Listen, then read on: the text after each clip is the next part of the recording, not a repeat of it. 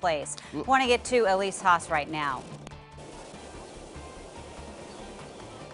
Ken and Jenny, so at this point we have moved a little bit closer. I'm now at 10th and Flanders in the Pearl District, and so I'm basically right at where the barricade was put up from protesters late overnight. You'll see the fences and the scaffolding and even like the garbage cans and things like that that protesters have pulled into the street to block off this area. They are very successful in doing so well overnight, but police have been monitoring the situation, and they have now, in the past half an hour, decided to move in. So we were there to show you as the tactical team moved in, and at this point, officers tell me that they have actually cleared out the area, and there are no longer any protesters who are occupying this space.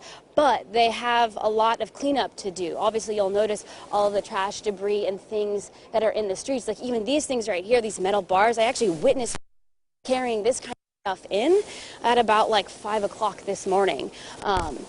So they told me that they have at least arrested one woman who at the very beginning was aggressive and shouting at police officers trying to stop them from coming in and clearing this area. And at this point, it's unclear of how many people are still on scene. We were here as we heard them shouting over the loudspeaker that it was a civil disturbance, and then everyone had to leave at that point. And so by the time they moved in and started clearing out the gates here, it was pretty clear that most people did leave. And so right now they're basically just trying to survey the area, look at how much, if any, damage is done.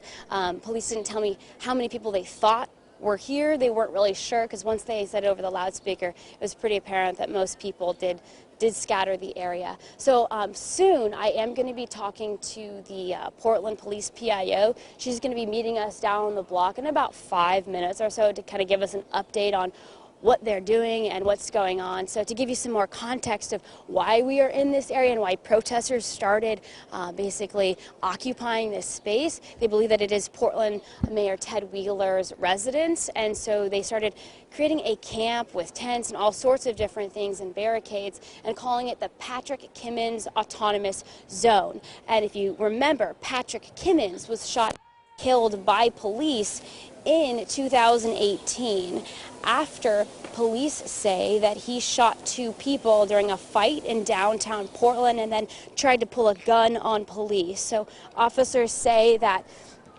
officers were cleared by a grand jury in that case. So protesters have been working throughout the night to build these barricades and set up a camp. We were there as we witnessed food and water being handed out as more people began to gather outside this apartment complex. We were at Northwest Gleason near 10th.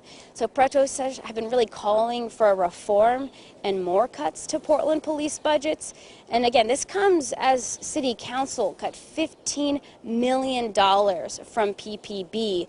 But protesters, like I've been telling you all week, have been calling for at least $50 million to be cut.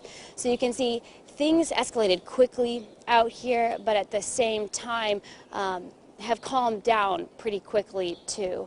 So it looks like police officers are kind of really gathering themselves and gathering information as they try and work to figure out how to move forward and clear this area for traffic. When I was out here about 5 o'clock, 5:30 this morning, there was a lot of confrontation and shouting going on between drivers, people honking and shouting at protesters to get out of their way so they could leave and go where they needed to go. That sort of confrontations were happening in the wee hours of the morning. And again, this is also where TriMet comes through, so there's no public transportation in this area happening at this point.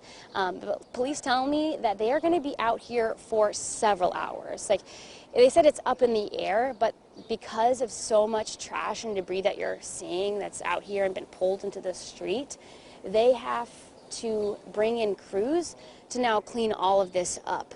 So it's definitely going to be lengthy. And again, Ken and Jenny mentioned to you as they tossed out to me that this has been declared a civil disturbance, and that they are asking people who live in this area to shelter in place. So it's definitely, again, we don't see any protesters out here, but at this point, police are just trying to take all precautions to keep everybody safe because, as you'll see, there are still definitely some people who are walking around associated with what's going on. People, of course, just bystanders who are walking around and filming, who are not aware of the situation that's unfolded overnight. But yeah, we'll be talking with PIO Tina Jones here very soon. So once I get more information from her, I'll bring that to you. Reporting live in the Pearl District, Elise Haas, KOIN 6 News.